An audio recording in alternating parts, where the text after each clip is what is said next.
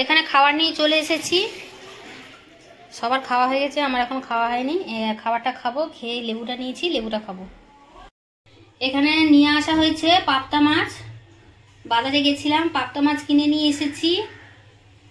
আর এখানে চাল জল সব ধুয়ে জল দিয়ে চালটা রেডি করে রেখেছি, আধা ঘন্টা ভিজুক, তারপরে ভাত বসাবো। এখানে কড়াই বসিয়ে দিয়েছি, রান্না করবো। আমি খেয়ে নিই, খেয়ে দিয়ে রান্না করবো। আছে বেশি কিছু রান্না করবো না, ছেলে তো খাবে না, দুপুরবেলা বলে গেছে।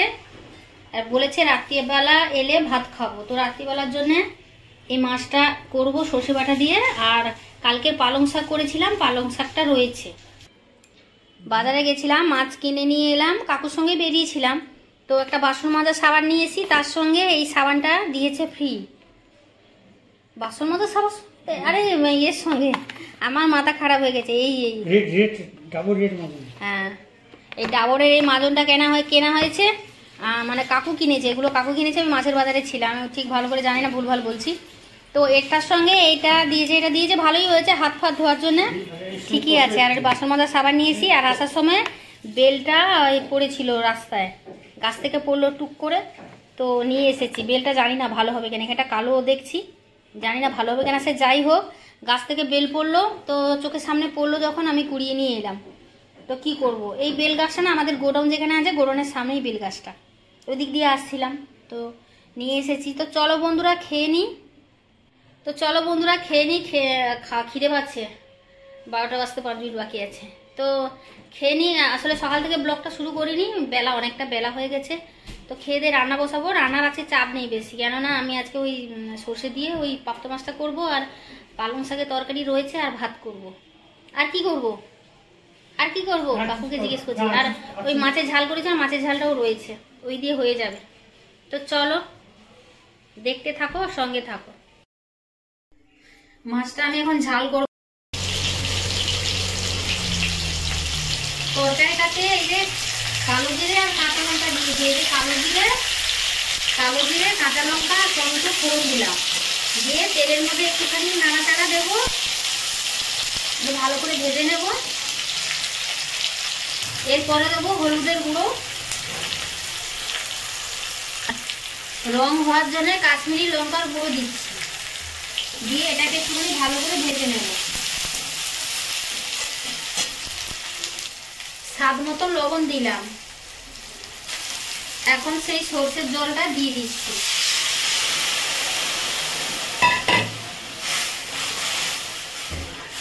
এটা যখন ফুটে যাবে, তখন আমি মাছটা দিয়ে হালকা একটুখানি ফুটিয়ে, ধনেপাতা থাকলে ভালো হতো, আমাদের ধনেপাতা আনতে কাকু ভুলে গেছে, তারপরে আমি নামিয়ে নেব।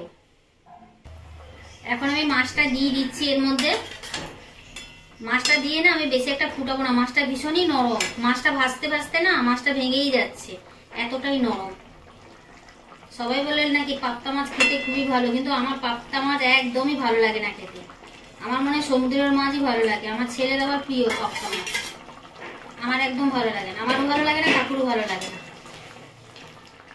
এখন ছেলে চেয়েছে খেতে, না দিলেও নয়।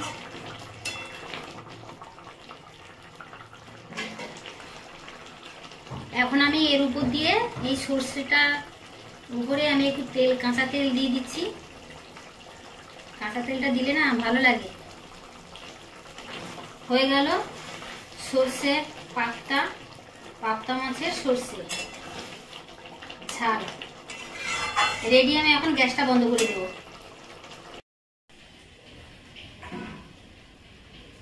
এটার মধ্যে আমি 2-3 ফোঁটা মধু দিয়ে দিচ্ছি। এটা কি বলো তো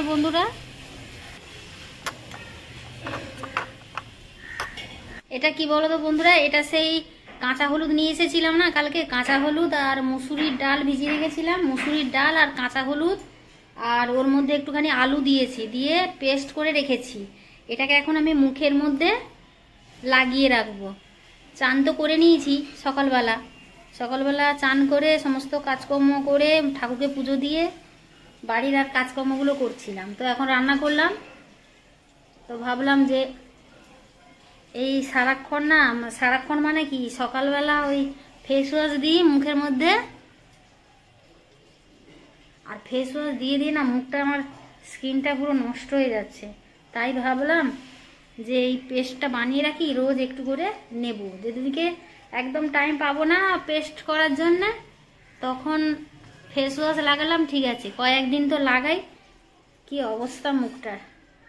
তো ওই জন্য ওটা বেটে রেখেছিলাম কালকে, বাটিনি, মিক্সিতে পেস্ট করে রেখেছিলাম। তো ওটাকে এখন একটু মধু দিয়ে আমি এখন মুখের মধ্যে লাগিয়ে কিছুক্ষণ ওই 10-15 মিনিটের মতো রেখে দেবো। তারপরে ওটা প্লেন জল দিয়ে আমি ধুয়ে নেব, তারপরে ক্রিম লাগিয়ে দেবো মুখে। তাহলে কি মুখটা না ভালো থাকে, স্কিনটা ভালো থাকে। তো চলো বন্ধুরা, বাকিটা মুখের মধ্যে আর একটুখানি আছে লাগিয়ে রাখি, পরে আসছি। দেখো বন্ধুরা, মুখটা ধুয়ে পরিষ্কার করে এলাম।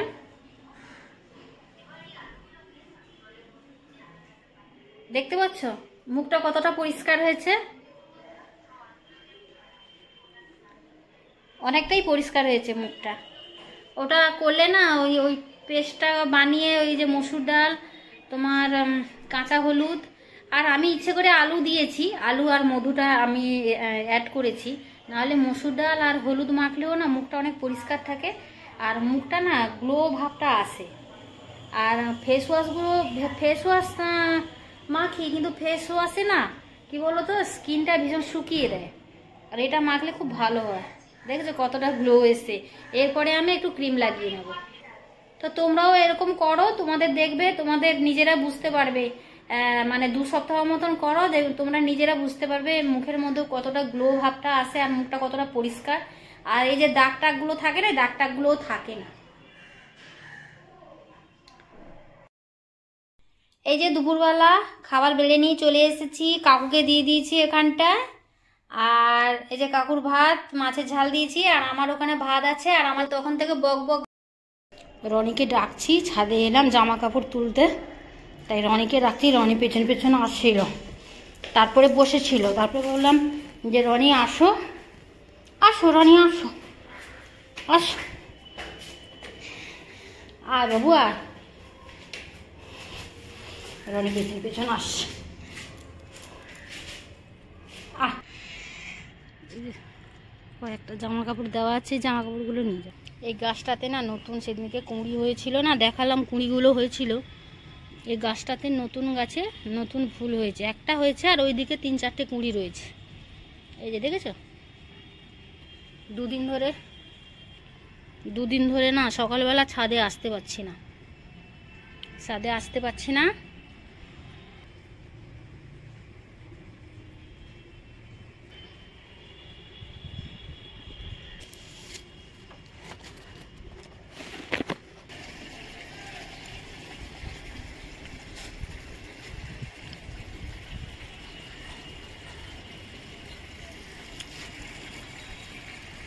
সবার বাড়িতে ছাদে সব জামা কাপড়ে দিয়েছে রোদে, এখন শীতকাল না। 2 দিন ধরে আসছি না, গাছের গোড়াগুলো দেখো বন্ধুরা সব ফেটে গেছে, একটুও জল নেই গাছের গোড়া, সব শুকিয়ে গেছে, শুকিয়ে কাঠ হয়ে গেছে।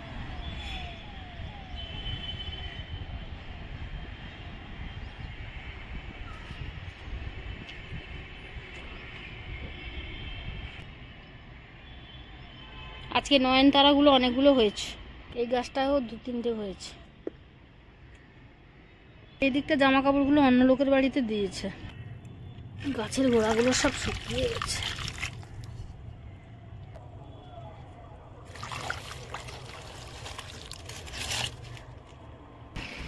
ওই ডাব গাছটাতে কতগুলো ডাব হয়েছে দেখো বন্ধুরা, দেখতে পাচ্ছ অনেকগুলো ডাব হয়েছে।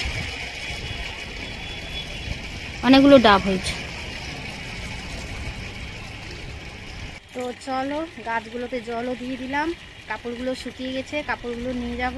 হয়ে গেছে আমার কাজ। রনি মনে হয় চলে গেল, ওইদিকে দেখতে পাইনি, আমি এদিকে চলে এসেছি।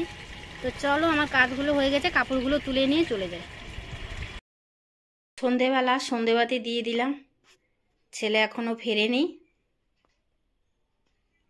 তো জামা কাপড়গুলো পাট করা হয়নি, ছাদ থেকে নিয়ে এসেছিলাম, নিয়ে এসে দুপুরবেলা এখানে রেখে দিয়ে শুয়ে পড়েছিলাম। এখন ওই জামা কাপড়গুলো পাট করব। সন্ধেবেলা উঠবো বলে আর ওঠা হয় না, অনেকক্ষণ থেকে বলছি উঠবো, মানে ঘুমোইনি, মানে ঘুম ভাঙার পরে আমি এতক্ষণ ধরে শুয়েছিলাম। এত ঠান্ডা লাগছে না, উঠতে ইচ্ছে করছিল না। মনে হয় যেন লেপ মুড়ি দিয়ে শুয়েই থাকে। শুয়ে থাকলে কি আর হবে? কাজ থাকে সন্ধ্যেবেলার, কত রকমের কাজ থাকে।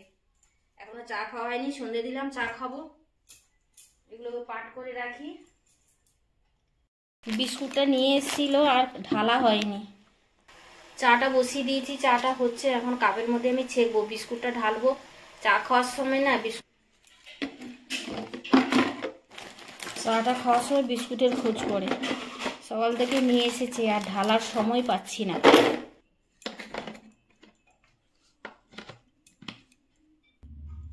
লিকার চা, তার সঙ্গে হচ্ছে মেরি বিস্কুট। রান্নাঘরে চলে এলাম, রুটি করব। এই যে রুটিটা, লেচিটা কেটে নিয়েছি, এদিকে তাওয়াটা বসিয়ে দিয়েছি। তো চলো রুটিটা করে নিই।